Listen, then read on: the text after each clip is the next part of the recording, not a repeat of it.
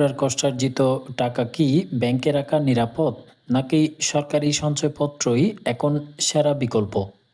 ২০২৬ সালে এসে বাংলাদেশের ব্যাংকিং খাতে যে বড় ধরনের পরিবর্তন এবং অস্থিরতা আমরা দেখছি, তাতে সাধারণত আমানতকারীরা এখন চরম দ্বিধার মধ্যে রয়েছেন। ব্যাংকের আকর্ষণীয় মুনাফা, অন্যদিকে সঞ্চয়পত্রের সরকারি নিরাপত্তা।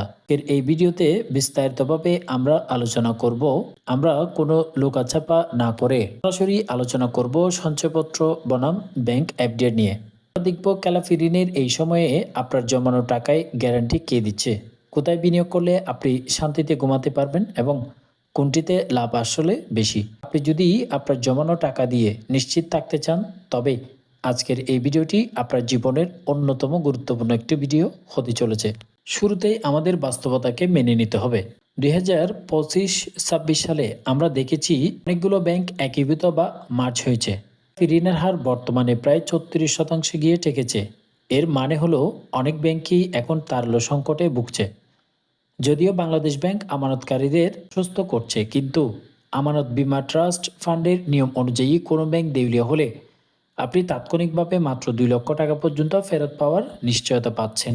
এই পরিস্থিতিতে বড় অঙ্কের টাকা ব্যাংকে রাখা কতটা যৌক্তিক ভাবার সময় এসেছে। এবার আসি সঞ্চয়পত্রের কথায়। সঞ্চয়পত্রের সবচেয়ে বড় শক্তি হলো সুবেরেন গ্যারান্টি, অর্থাৎ সরকার আপনার টাকার গ্যারান্টর। দেউলিয়া না হওয়া পর্যন্ত আপনার টাকা হারানোর কোনো ভয় নেই। এ সময়ের মধ্যে হচ্ছে শতভাগ নিরাপদ বিনিয়োগ, নির্দিষ্ট সময়ে মুনাফা পাওয়ার নিশ্চয়তা, 5 লক্ষ টাকা পর্যন্ত বিনিয়োগে মাত্র 5% ট্যাক্স দিতে হয়। অসুবিধাগুলোর মধ্যে হচ্ছে বিনিয়োগকারীদের একটি নির্দিষ্ট সীমা রয়েছে, একক নামে 50 লক্ষ, যৌথ নামে 1 কোটি। মেয়াদের আগে টাকা তুললে মুনাফা অনেক কমে যায়। মুনাফার হার প্রতি 6 মাস অন্তর সরকার পরিবর্তন করতে পারে। এইগুলো হচ্ছে মূলত সঞ্চয়পত্রের অসুবিধা। এবার আসি ব্যাংক এফডিআর এর সুবিধা এবং ঝুঁকি। ব্যাংকে এফডিআর এর ক্ষেত্রে বর্তমানে একটি বড় আকর্ষণ হলো মুনাফার হার। বেসরকারি ব্যাংক এখন 11 থেকে 12% পর্যন্ত মুনাফা অফার করছে।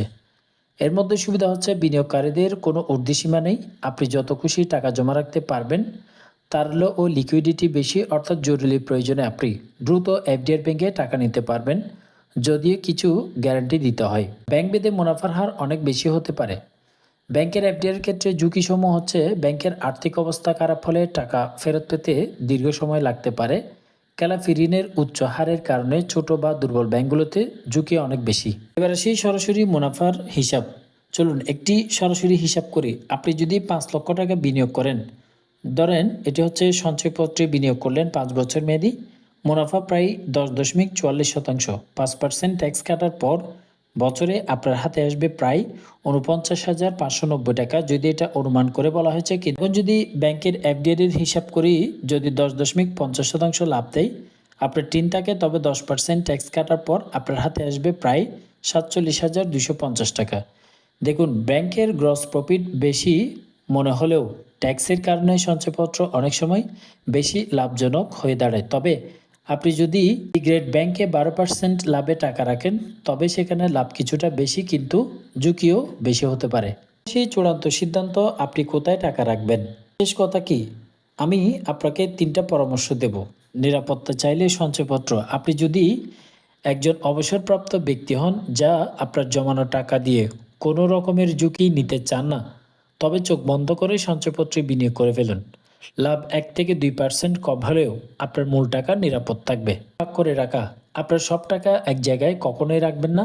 কিছু টাকা সঞ্চয়পত্রে রাখুন, কিছু টাকা খুব ভালো মনে হলে এক রেটের ব্যাংকে, বেসরকারি ব্যাংকে এফডিআর করে রাখুন, তাহলে বেটার হয়। যদি সঞ্চয়পত্রের সমস্যা হলে ব্যাংকের টাকা পাবেন, ব্যাংকের সমস্যা হলে আপনি সঞ্চয়পত্রের টাকা তুলে নিতে পারবেন। ব্যাংক নির্বাচনে অবশ্যই সতর্ক থাকবেন। এফডিআর করার আগে ব্যাংকের খেলাপি ঋণের হার এবং তাদের মুনাফার পর্যাপ্ততা যাচাই করে নিন। শুধু বেশি লাভের আশায় দুর্বল ব্যাংকে টাকা রাখা 2026 সালে মোটেও বুদ্ধিমানের কাজ হবে না। তবে যখন ব্যাংক ভালো হবে তখন অবশ্যই আপনারা রাখতে পারবেন।